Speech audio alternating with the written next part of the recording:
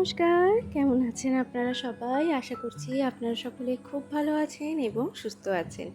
একটু আড্ডার আরও একটি নতুন ব্লগে আপনাদের জানাই অনেক অনেক স্বাগত। আপনাদের পাশে পেয়ে আজকে আমার পরিবারটা অনেক বড় হয়ে গেছে, তার জন্য সকলকে জানাই অনেক অনেক ধন্যবাদ। আজ শনিবার আর সকাল এখন 7টা বাজে। তো সকাল 7টাতেই তো দেখলেন আকাশের কি অবস্থা। আকাশটা এত সুন্দর লাগছে, কিন্তু এটা ওই সকাল 7টাতেই লাগছে। বেলা বাড়ার সাথে সাথে এই রোদ্দুর আর একদমই নেওয়া যাচ্ছে না। তো আজকে সকালবেলায় বসে পড়েছি সেলাই মেশিনে। আজকে বানাবো মা লক্ষ্মীর জন্য একটা শাড়ি। চেষ্টা করব, কতদূর কি করতে পারি তা জানি না। ছোটবেলায় পুতুল খেলার সময় ঠিক যেভাবে পুতুলের কাপড় বানাতাম, আজকে মা লক্ষ্মীর শাড়িটাও ঠিক সেইভাবে বানানোর চেষ্টা করছি। তফাৎ শুধু একটাই, ছোটবেলাতে এরকম সেলাই মেশিনে বানাতাম না, ওই মাকে দিয়ে ছোট সুতো দিয়ে সেলাই করিয়ে নিতাম। আর এই আজকে সেলাই মেশিনে বানাচ্ছি।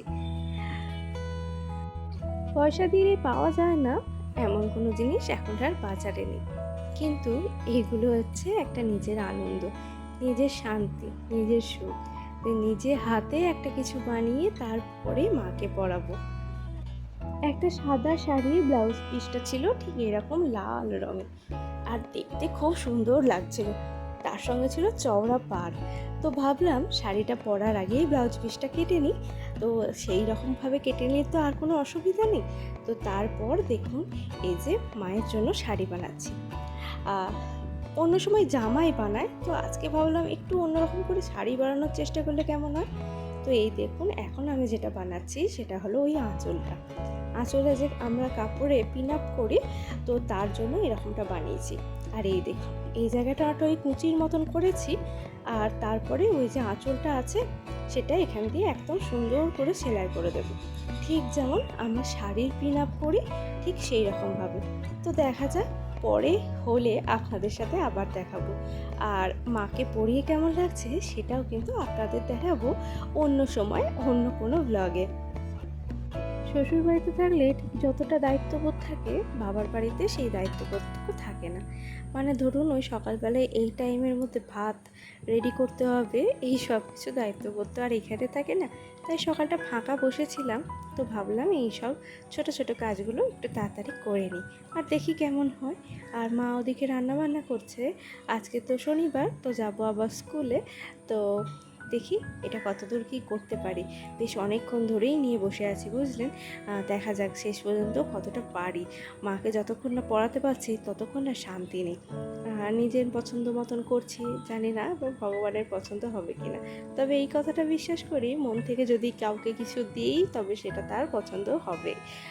অবশ্যই এটা সেই সকল মানুষদের জন্য যাদের চাহিদা থাকে অনেক কম। তো দেখুন তো এবার কেমন হয়েছে। এই যে এই সেলাই মেশিনে এখানটাতেই পড়ালাম। তো দেখুন তো, আমাদের বাড়ির লক্ষ্মী ঠাকুরের মূর্তিটা তো খুব ছোট্ট মতন। তো দেখুন এটা কেমন লাগছে। তো লাস্ট ফিনিশিং এখনও কিছু বাকি আছে, ওই ধরুন সুতো টুটো বেরিয়ে থাকা বা কোনো জায়গা পছন্দ না হওয়া, তো সেই জায়গাগুলো একটু ঠিকঠাক করে নিলাম। আর এই যে ফাইনাল লুক, এটা কেমন লাগছে বলুন। আর আমার মাকে পরে কেমন লাগবে সেটাও কিন্তু অবশ্যই আমাকে জানাবেন। তো চলুন, মেশিনের কাজকর্ম হয়ে গেছে এবং মেশিনটা এবার চাপা দিয়ে রেখে দিলাম। আর এটা হলো প্লাই দিয়ে তৈরি, জানেন, এটা একদম আমার সেই দাদুর আমলে। আর এই দেখুন, মা এখানে রসগোল্লা তৈরি করতে বসে পড়েছে। তো আজকে রসগোল্লা দিয়ে কী হয় সেটা আপনাদের দেখাচ্ছে। ওই যে আগের দিন মেলাতে যে জিনিসপত্রগুলো কিনেছিলাম, ওই যে দুটো কাঁচের বয়াম, তার সঙ্গে ছিল কিছু কোটো। তো ভাবলাম সকালবেলাতে এগুলো একটু মুছে ধুয়ে পরিষ্কার করে রেখে দিই। মেলাতলার থেকে নিয়ে এসেছি, তো একটু সাবান দিয়ে ধুয়ে নেব, তারপরে শুকিয়ে সেটাকে ইউজ করব। তো এই দেখুন, কোটোকাটিগুলো এখন নিয়ে বসে পড়েছি। আর কাঁচের জিনিস তো একটু সাবধানেই করতে হলো, আবার মেলাতলার জিনিস তো কি জানি কখন টুক করে লাগবে, ফেটে টেটে যাবে। আর কাঁচের তো কোনো ভরসা নেই, সেই কারণে সেগুলো ভালো করে ধুয়ে নিলাম। আর এই যে এই জায়গাটাতে খুব একটা রোদ্দুর আসে না, কিন্তু বাইরে এইখানটায় মেলে রেখে দেব। জলটা শুকিয়ে গেলে তারপর রেখে দেব। মা আসলে এই কাঁচের বয়ামগুলো কিনেছে, মা তো খুব আচার খেতে ভালোবাসে। তো ওই আচারটা না এতে রাখলে খুব ভালো থাকে, তার জন্য মাঝে মাঝে রোদ খাওয়ানোও যায়। আর ফ্রিজে আচার রেখে তার তো খুব একটা স্বাদ লাগে না। রোদে আচার থাকলে তার যে মজে যায় আচারটা খেতে যতটা ভালো লাগে, সেটা না ওই ফ্রিজে রেখে দিলে ভালো লাগে না। তো কাঁচের বয়াম মা অনেকদিন ধরেই খুঁজছিল, আর বয়ামগুলো মায়ের পছন্দ হয়েছে তাই নিয়ে চলে এসেছি। আর এই বয়ামগুলোর দাম নিয়েছিল ওই 60 টাকা মতন। তো অনেক দর কষাকষি করে শেষকালে দুটো 100 টাকায় দিয়েছেন। যাই হোক, একটু এরকম বার্গেনিং করে কিনতে পারলে কিন্তু জিনিসপত্র একটু কমে পাওয়াই যায়। মা প্রত্যেক দিন বিছানার চাদর ধুয়ে দেয়। ওই অনাথ থাকে তো, তো ওর কারণেই কিন্তু প্রত্যেক দিন বিছানার চাদর সকালে উঠেই ধুয়ে দেয়। তো আজকে আর অন্য চাদর পাতা হয়নি, কারণ প্রচুর রোদ্দুর উঠছে। তো চাদরটা কাচার ওই 1-1.5 ঘন্টার মধ্যেই কিন্তু একদম শুকনো হয়ে যাচ্ছে। তো এই যে আমি চাদরটা এনে পেতে দিয়েছি, তারপরে দেখুন অনাথকে খেতে দিয়ে দিয়েছি। অনাথ আজকে খাচ্ছে রুটি। ও কিন্তু রুটি কুপ করে একা একাই দেখুন কি সুন্দর খেয়ে নেবে। চলুন একবার যাই এবার রান্নাঘরের দিকে মা কী করছে দেখে আসি। এই দেখুন, আপনাদের বললাম না মা রসগোল্লা বানাচ্ছে। রসগোল্লা দিয়ে আজকে কী হবে সেটা আপনাদের দেখাবো। এই দেখুন, আজকে হবে আমাদের রসগোল্লার তরকারি। এই রসগোল্লার তরকারিটা কি আপনারা কখনো খেয়েছেন? খেলে কিন্তু অবশ্যই আমাকে কমেন্ট করে জানাবেন। আর অন্য যা মায়ের জামা কাপড়গুলো ছিল, তো এগুলো ভাবলাম আমি এবার গুছিয়ে রেখে দিই। একবারে গুছিয়ে নিচ্ছি ওখান থেকে, এরপর নিয়ে গিয়ে ঘরে রেখে দেবো। আসলে বাড়িতে থাকলে এই খুটখাট কাজগুলোই আমাকে করতে হয়, কোনো চাপাচাপির কাজ আমাকে করতে হয় না। ওই ধরুন একটু জামা কাপড় মেলে দেওয়া, মায়ের একটু কিছু গুছিয়ে দেওয়া, ঘরটা একটু পরিষ্কার করে গুছিয়ে নেওয়া, এইসব। আর আমি এখানে এলে প্রত্যেক দিন বালিশ বিছানা যা থাকে সব কিছু রোদ্দুর দিই। এটা না আমার একটা কেমন অভ্যাস, আর আমি এখানে এটা প্রথম থেকেই করে আসি। কিন্তু শ্বশুরবাড়িতে যেহেতু ওখানে আমাদের মেলে দেওয়ার জায়গাটা একদমই নেই, তো সেই কারণে ওখানে না একদমই মেলতে পারি না।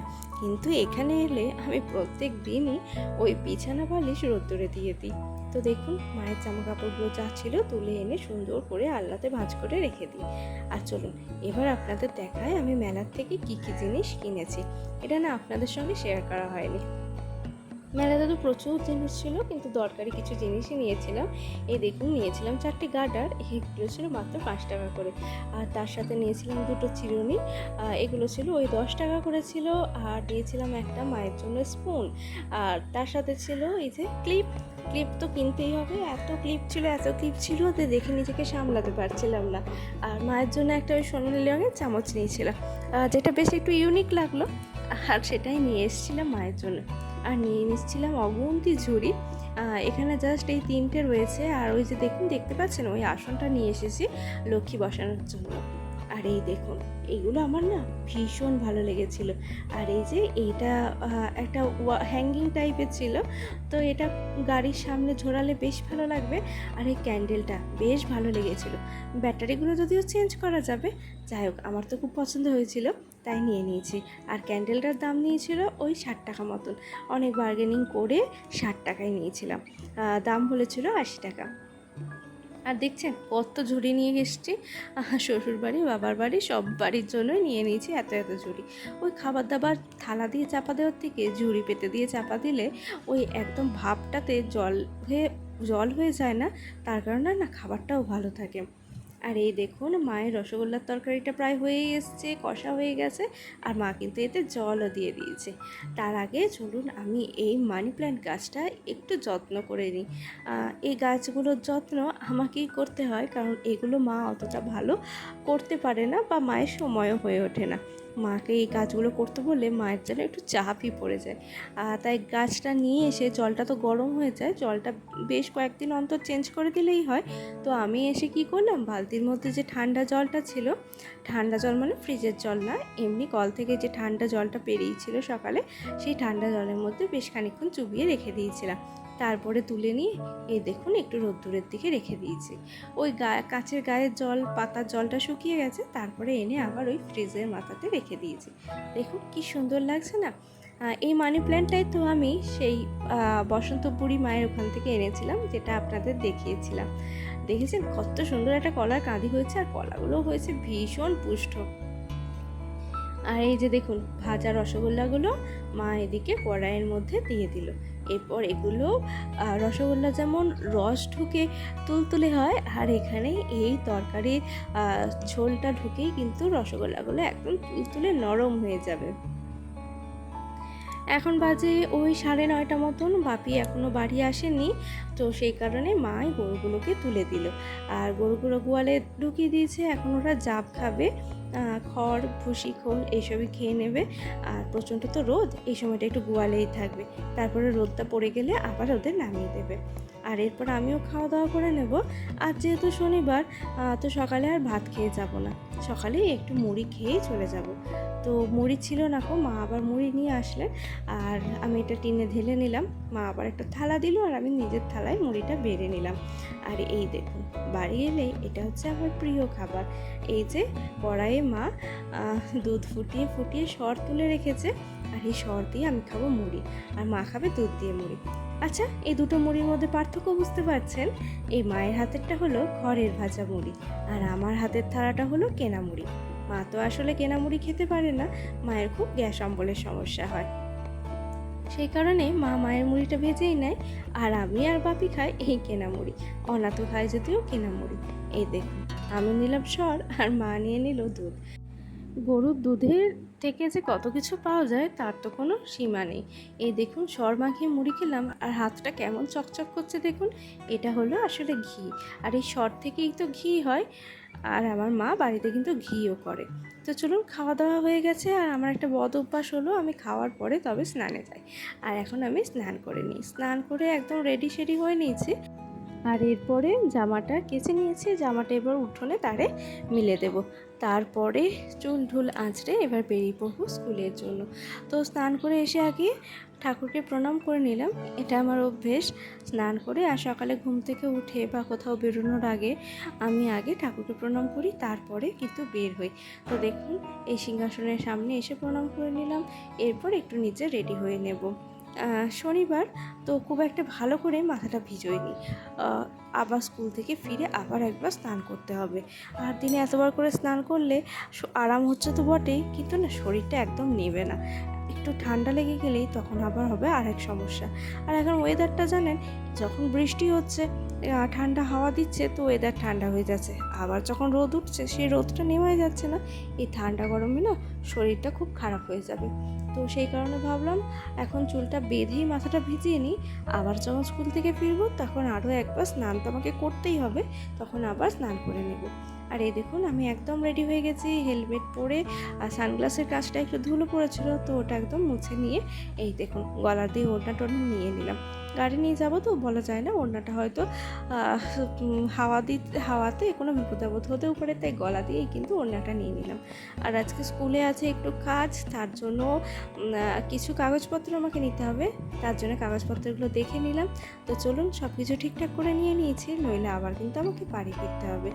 আর সিটের নিচে কাগজটা নিয়ে নিলাম, ব্যাগে আর নিইনি, কারণ ব্যাগে নিলে চাপ পড়বে। আর অফিসিয়াল কোনো কাগজ একটু কুঁচকে টুচকে গেলে নিজেরই কেমন খারাপ লাগে, তো সেই কারণে একটু ফাঁকায় ফাঁকায় নিয়ে নিলাম। তো চলুন, দুগ্গা দুগ্গা করে এবার বেরিয়ে পড়ি স্কুলের উদ্দেশ্যে। মা গেট খুলে দাঁড়িয়েছিল, আর আমি দিক থেকে বেরিয়ে পড়লাম। মা তারপর গেট টেট বন্ধ করে দিয়ে মাও চলে যাবে স্কুলে। তো চলুন, মাকেও আমি টাটা দিয়ে দিই, আর মাও আমাকে টাটা দিয়ে দিল। এই দেখুন, এটা হলো আমাদের এখানকার জগন্নাথ দেবের মন্দির, যেখানে গতকালই স্নানযাত্রা উৎসব হয়েছিল। তো সেদিনকে তো রাত্রেবেলায় ভালো করে দেখাতে পারিনি, তাই আজকে ভাবলাম আপনাদের একবার দেখিয়ে নিই। আর দেখুন, সামনে আকাশটা, মানে কি বলবো, এত রোদটা কাঁচের মতন চোখে লাগছিল যে কি বলবো। চলে এসেছি স্কুলে, আর স্কুলে এই বড় অশ্বত্থ গাছটার জন্য কিন্তু খুব বাঁচোয়া লেগেছে। স্কুলের বিল্ডিংটা কতটা হয়ে গেছে। এখন এই যে অফিস রুমে আমাদের টাইলস বসছে, দেখুন তো কেমন লাগছে। এখনও যদিও কাজ চলছে, তবে শেষ হয়ে গেলে তখন আবার আরও কোনো একটি ব্লগে আপনাদের সাথে শেয়ার করব। তো চলুন, আপনাদের একবার ওপরের দিকে নিয়ে যাই। ওপরে হচ্ছে এখন রং, তো দেখে আসবেন। চলুন, ওপরে রংটা কেমন হচ্ছে। আর ক্লাসরুমগুলো তো আপনাদের সাথে শেয়ার করা হয়নি, তো সেটাও কিন্তু আপনাদের দেখিয়ে দেবো। চলে এসেছি একতলায়, আর এখানে একটা করা হয়েছে গেট। এই বিল্ডিংয়ের এখান থেকে পাশের বিল্ডিংটা যাওয়ার জন্য এখানে একটা রাস্তা হবে বলা যেতেই পারে।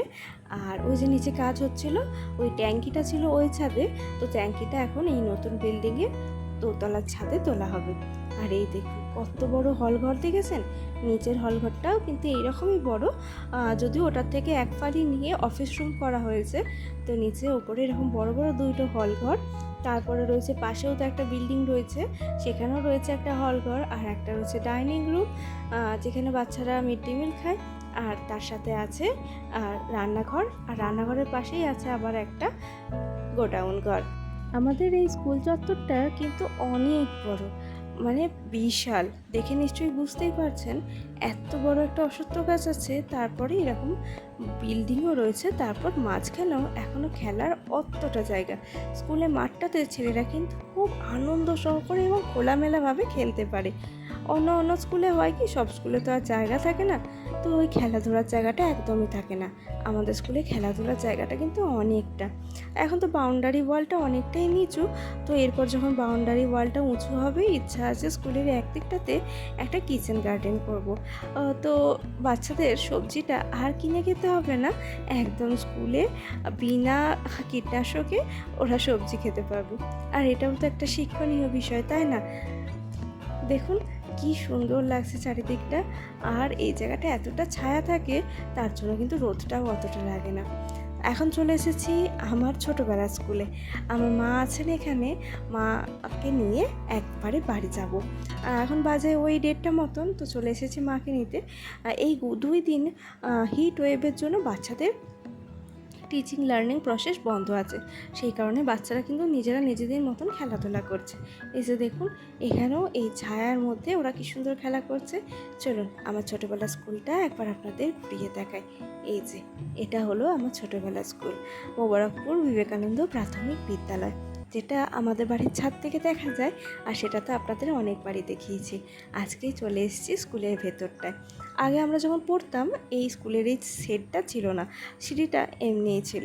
তো এখন সেট করা হয়েছে, আর আগেও গাছ ছিল প্রচুর পরিমাণে, তবে আগের গাছগুলো এখন আর নেই, এখন আবার নতুন করে গাছ বসানো হয়েছে।